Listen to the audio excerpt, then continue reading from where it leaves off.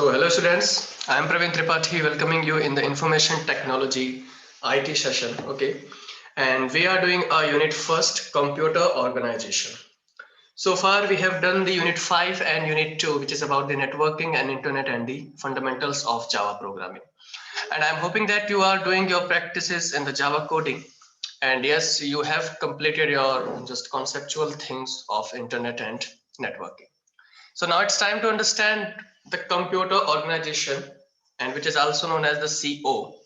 So why we call this thing as a computer organization? Because this chapter or this unit will help us to know how the computer works internally, what are the parts of computers, and how the operating system works, and what are the responsibilities, what are the factors of the operating system and the other kind of softwares, which may be the application software or the system software, how the hardware work, how we can just troubleshoot our problems. Okay, so that's why it is entitled by the computer organization, because it organizes all the computer system. So this unit is categorized, or we can say subdivided in the 4 sessions. First session is about the fundamentals of computer. Session 2 is about the components of computer. Session 3 will tell us what is the operating system, and session 4 is all about the troubleshooting with the different computer system devices. So we will start from the very first session, which is about the fundamentals of computer. As we all know that in today's world, we can see that almost all our work is being done with the help of computers. This is not a very new thing to us. Okay, we all know that computer is ruling all over the world. Applications of computers can be seen in every electrical device nowadays, whether it is television, washing machine, watches, mobile phones, and the list is endless. Yes, absolutely, the list is endless, because everywhere we are using the computer system, whether it may be the washing machine, it may be the smartwatches, smartphones, etc. So there is one another term which comes in market, smart televisions, Android televisions, which is also using the computer system. So we are using computer system everywhere. So how it was evaluated? Okay, so we will understand evolution of computers. Growth of the computer industry started with the need for performing fast calculations. So we as a human wanted to build a machine, to make a machine which can calculate so fast, which can perform calculations in a very rapid manner. So that's why we needed the computers. The manual method of computing was slow and prone to errors. Yes, we know that if we do the manual computing, if we do the manual computations, then it can or it may have the errors. Okay, so attempts were made to develop faster calculating devices. The journey that started from the first calculating device, which was the abacus. So abacus was designed or was built by the China. Okay, and the abacus was considered the very first computer in the world, and abacus has led us today to extremely high speed calculating device. So anyone if asked to you that which was the first computer, so the answer will be abacus. So as you can see, the computer, which is derived from the compute word, which means counting, computations, okay, which mean to calculate. So as simple, you know that computer takes input from the user. The input can be the text, audio, video, etc., and process it accordingly, according to our need, according to the concept, according to the logic, and then it displays the desired output. So as you can see, input, and then it begin the process, and then it will just produce the desired output.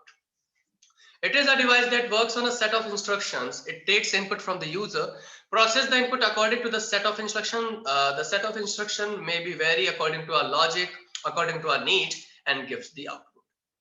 As we know that computer is an electronic device, that means it will take only the electronic signals, and if you know, the electronic signals can only be represented by the on and off signals, and in computer the on and off signal is denoted by the 1 and 0 respectively. That means 1 means on and 0 means off.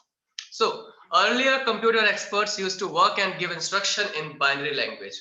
I hope that you know about the binary language. Binary language consists of 2 digits, which is 1 and 0. So earlier computer expert, or you can say the computer programmers, were using the binary language to give the instructions. So it was very complex to tackle that binary language, because if we have so much complex or large data, so first we need to convert that large and complex data in binary language, and then we have to put, or then we have to give that instruction. Supposingly that I have so much large data, then how I can just explain that binary language to someone else? So that's why we have needed a mediator, or we can say a different kind of language. We can say the user-friendly language to give instructions to computer system. Okay, so user-friendly language means simple English terms. Okay, so that's why computer programmers started to use the computer languages which consist the English terms. And yes, as you are using the Java, C, C++, Python, JavaScript, so they all consist of the English terms. Okay. Yes, it is very well understood that we cannot understand the computer's language and computer cannot understand our language. So that's why we needed that kind of intermediator point, which is about the computer language. So whenever we give the commands in the computer language, it is then converted by the compilers and the interpreters into the computer's language and the vice versa. Computers are broadly categorized as hardware and the software. If I say that computer is consist from two things, which is hardware and software, then it will not be so new for you. So yes, the term hardware refers to the tangible components of computer that we can touch and feel, like the keyboard, mouse, and monitor. So if I ask what is hardware, so you will tell that tangible components of computer, or you can say that physical parts of the computer, just like the keyboard, mouse, monitor, printer, etc. And however, the term software refers to a set of instruction and is intangible. So software is a kind of set of instructions, set of program that we give to computer to accomplish its specific or accomplish its necessary task. Okay. Some examples of software are operating systems, word processors, spreadsheets, online calculators, etc. So operating system which you are using, which we are using, just like Windows, Linux, Unix, Mac OS, these all are example of software. And the application software, just like word processor, spreadsheets, online calculator, this Zoom, this PDF reader, is all example of the application software. Many user-friendly languages have been developed, like C, C++, Java, JavaScript, Python, and many more. So these languages are known as high-level language because they are using the compiler or interpreter. That's why it is known as the high-level language.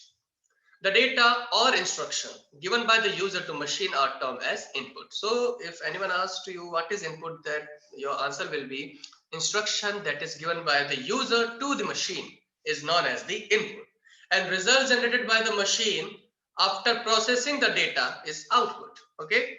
So now we will understand the characteristics of a computer, and I hope that you all are aware about the characteristics of a computer. This is not very new thing to you, but we have to understand it. So there are so many characteristics of computer, as we all know that some is speed, intelligence, versatility, intelligence, accuracy, memory, storage, etc. So we will understand one by one. So yes, first one is speed. A computer works with much higher speed and accuracy compared to humans while performing mathematical complex. If you will compare humans to the computer, then it will not be so justifiable. Okay, because a human will take so much time to solve any complex calculation, any complex equation, but computer can just solve it in a nanosecond or in the fewer time also. Okay, and computers can process million of instructions per second. Mark my point, per second. The time taken by computers for their operation in microsecond or nanoseconds. Okay. The second characteristic is accuracy. Computer perform calculations with 100% accuracy. Errors may occur due to the data inconsistency or inaccuracy. That means that we human can do the errors, but computer is a machine and machine can never do the errors, because if it will do any kind of error, it is because of us, because of the user, because of the programmer. Okay, so computer is a very accurate device. Versatility. Okay, versatility refers to the capability of a computer to perform different kind of works with the same accuracy and efficiency. Okay, so as we all know that computer is not restricted to any specific kind of work, only a one particular kind of work. No, computer can do different kind of work. It can just play for your favorite music, it can show you the favorite video, and as well as it can help you while just building the programming codes, or you can say the building a letter, making a spreadsheet. So a computer can do several kind of work. That's why it is known as the versatility. Okay. Diligence. A computer can perform millions of tasks or calculation with the same consistency and accuracy. Okay, and it doesn't feel any fatigue. We humans can feel fatigue or lack of concentration, but computer will not feel the same thing because it is a machine and its memory also make it superior to that of human beings, because it's using the storage devices, because it's using the memory, external or internal memory. That's why it has the superior memory, or we can say the superior storage. Okay, so that makes computer a very elegant device. Next thing is memory. A computer has built-in memory called primary memory, which stores data. Okay, so computer memory is divided in the two categories. First one is primary, and the second one is secondary storage. Primary memory consists the RAM, ROM, etc. Okay, which stores the premium data, and the secondary storage are the external storage devices which we enter. Okay, just like the CDs, pen drives, hard disks, etc. So next characteristic of computer is storage. Huge amount of data and information can be stored in a computer for future retrieval. If you want to just store the large amount of data, large amount of instruction to somewhere, then we will just go for the computers. Okay, the human memory is limited and fades away with the time, as we all know that, and we cannot store the so much or so huge amount of data. So it can be done by the computer because it can store the huge or large amount of data and information for the future retrieval. Next one is intelligence. I will not say that computer is a totally intelligent device, but it is an obedient device because it just obey our instruction, it's just obey our data. Okay, so in the earlier days, although computer processing striking characteristics, yet a prominent drawback was that they are merely dumb machine. Yes, I also feel that computers are still dumb machine because the AI is not working everywhere. Okay, so computer is still a dumb device, but we can say a seventh characteristic of a computer is intelligence due to the artificial intelligence which we are using. Okay, so that's why we can say that somehow computer is an intelligence as well as the dumb machine also. It is my point of view. Okay, with the advent of artificial intelligence techniques, we know how, so we know have machines which can drive a car. Yes, you have heard about the Tesla cars which are just driving by self. Okay, with a human driver or play chess against the best players, as you are using the Siri, the Alexa, the Amazon. Okay, so these all are examples of the artificial intelligence. So the next topic is components of a computer. So after understanding the fundamentals of computer and the characteristics of a computer, now we will understand what are the components that makes the complete computer system. Okay, so the computer is the combination of hardware and software, which I have told you earlier. And hardware are the physical components of a computer like motherboard, memory devices, monitor, keyboard, etc.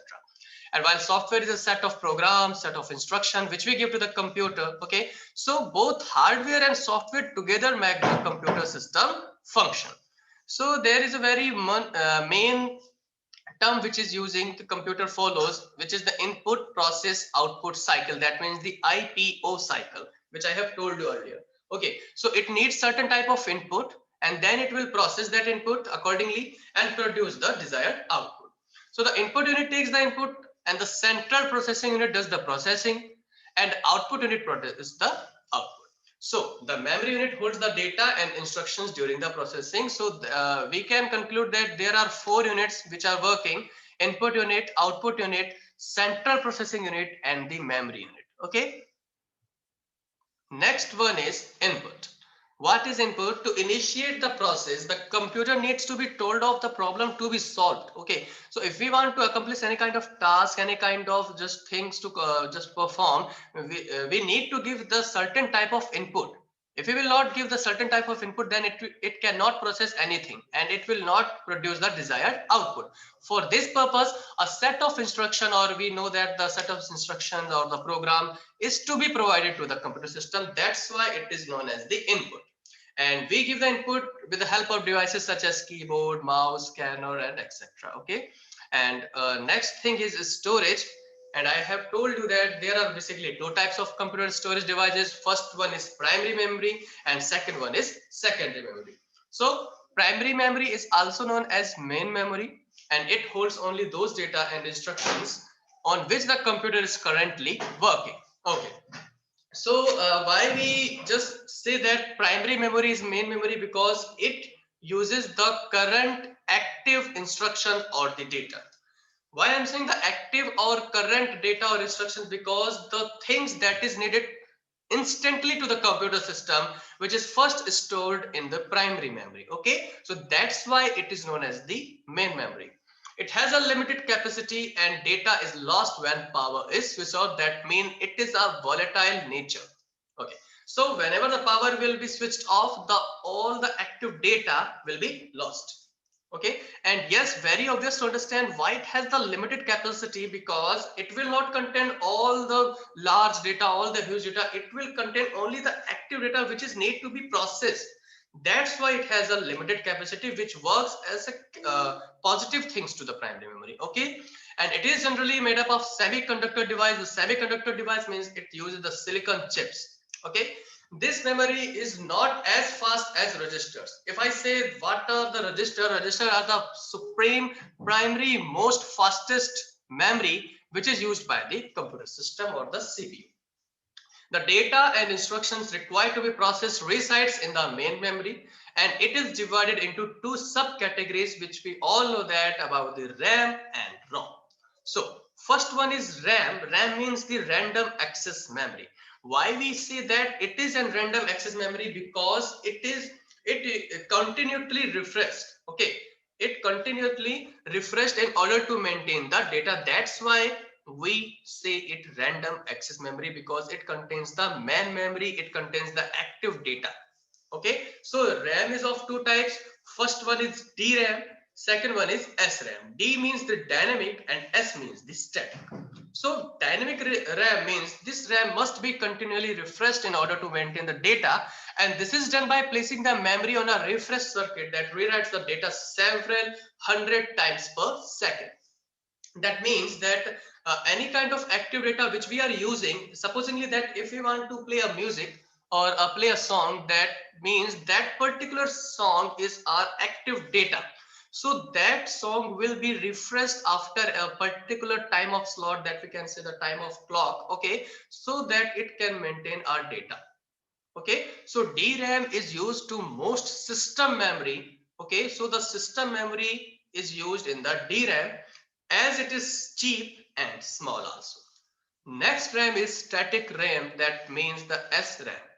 The word static indicated that memory retain its contents as long as power is being supplied. यानी कि इसमें जो भी data रहेगा वो तब तक रहेगा जब तक इसके पास पावर है. However, data is lost when the power gets down due to volatile nature, and SRAM needs not to be refreshed on a regular basis. As we have understood that DRAM just continually refreshed in order to maintain the data, but SRAM do not does this kind of things. It do not need to be refreshed on a regular basis. So SRAM uses more chips than DRAM for the same amount of storage space and making the manufacturing costs higher.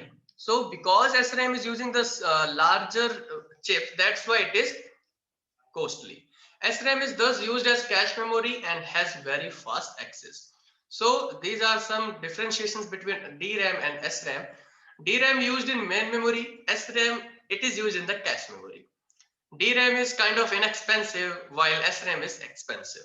DRAM used less power while SRAM used more power, and DRAM slower than SRAM and SRAM faster than DRAM. So I hope students you have enjoyed the first session of our computer organization. Afterwards, we will understand the output unit and the block diagram of a computer system. And until then, take care. Bye-bye.